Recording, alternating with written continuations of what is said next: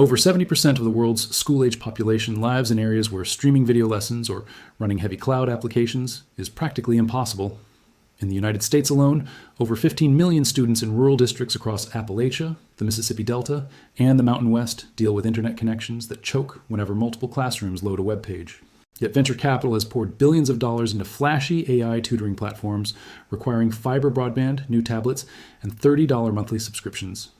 Those platforms fight a brutal war for the wealthiest 15% of the market, burning through $100 in customer acquisition costs, while student churn rates exceed 20% monthly.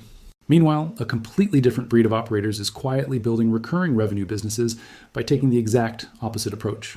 They are not building heavy web apps, and they're not selling subscriptions through social media ads. Instead, they build low-bandwidth, offline-first AI tutoring systems delivered through simple messaging networks and edge hardware. One distribution model delivers automated Socratic math tutoring at under $5 per student per year, securing multi-year school contracts that generate $30,000 a month in predictable cash flow with 95% renewal rates.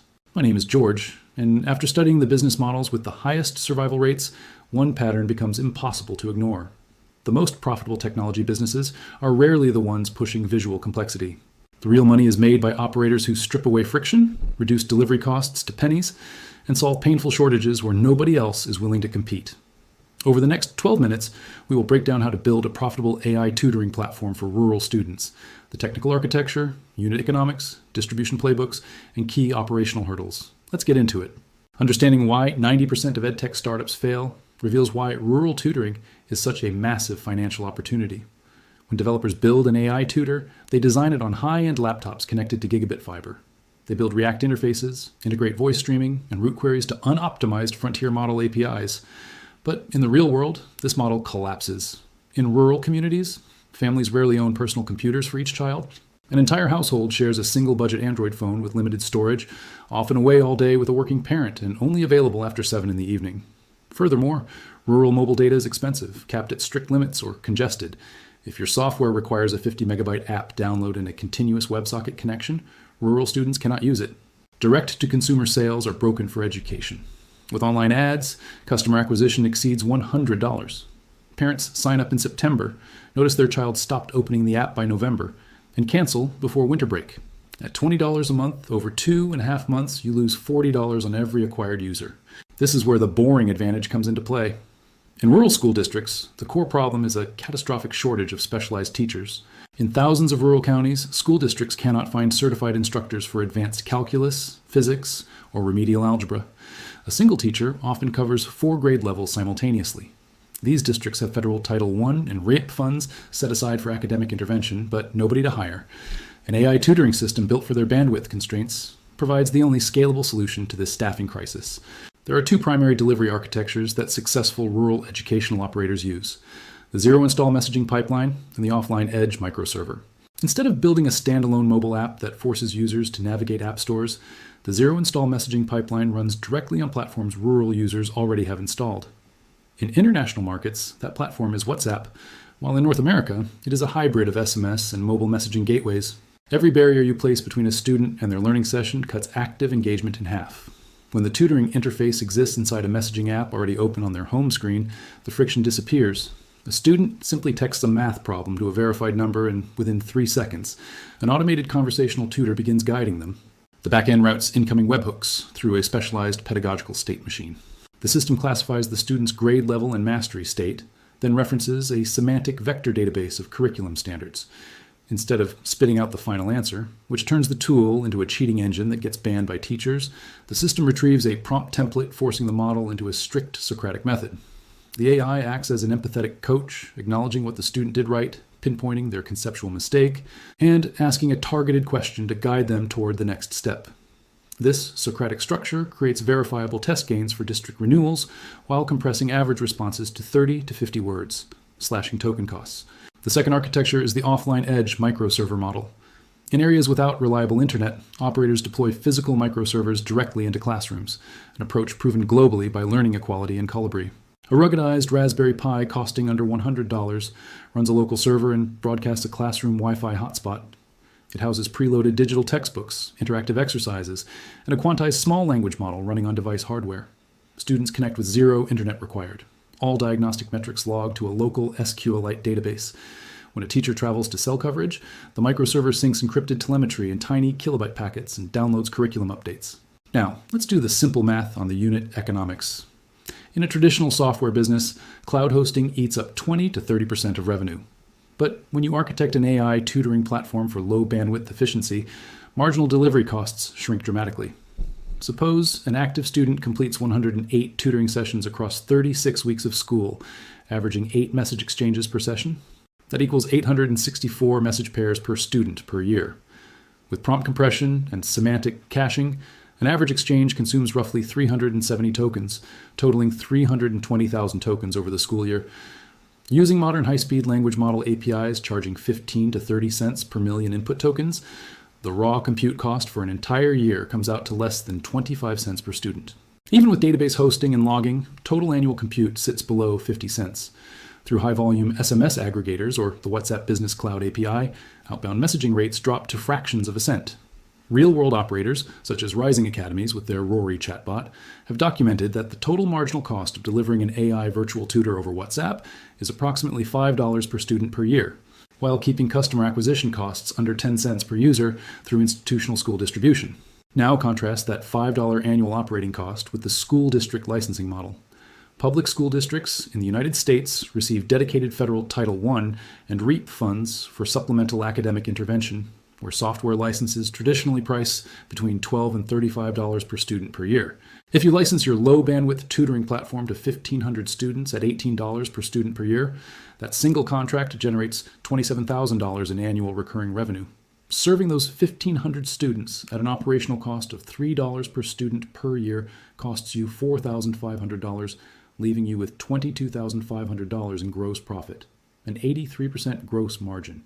Now scale that arithmetic across a regional cluster. If you onboard 20 rural school districts over an 18-month period, averaging 1,500 students each, you reach 30,000 active students on your platform. At $18 per student, your business generates $540,000 in annual recurring revenue, or $45,000 a month. Your total annual delivery costs across all 30,000 students total $90,000, leaving you with $450,000 in clean gross profit before overhead. Here is what nobody tells you about selling to rural school districts compared to urban districts. In massive urban districts with 50,000 students, sales cycles drag on for 18 to 24 months through layers of bureaucracy. In a rural school district, the administrative leadership team often consists of a single superintendent, a curriculum director, and 2 principals working in the same hallway. If you demonstrate that your tool solves their teacher shortage, protects student privacy, and improves state assessment scores, they can approve a pilot in 3 weeks and issue a purchase order within 60 days. Even better, enterprise educational operators in rural markets routinely see annual contract retention rates above 95%. In international markets, operators leverage telecommunication partnerships and carrier-billed micro-subscriptions. Pioneers like Anisa Education prove that charging 3 to 10 cents per day deducted directly from prepaid mobile airtime unlocks millions of learners without credit cards. Reaching 200,000 active learners at 75 cents per month generates $1,800,000 in annual billing, delivering over $1 million in net cash flow even after carrier revenue splits. Furthermore, corporate sponsorships under ESG community development quotas frequently provide $50,000 to $200,000 in upfront annual grants to fund county-wide school rollouts. However, building a successful rural educational platform requires navigating 3 critical operational hurdles. The first is data privacy compliance. In public education, federal statutes like FERPA and COPPA strictly regulate student data. If your system passes raw student identification data to an external API without rigorous isolation, school district legal counsels will reject your contract instantly. You must build privacy by design architecture, strip personal identifiers, use temporary encrypted session hashes, obtain SOC2 Type 2 compliance, and execute formal data privacy agreements. While navigating this regulatory setup requires upfront effort, your signed agreements create an impenetrable moat that locks out copycat wrappers. The second operational trap is language and vernacular misalignment. Large language models default to an articulate academic urban tone. If an AI tutor responds to a struggling rural student with complex academic terminology, the student feels alienated and intimidated. Furthermore, students frequently use regional slang.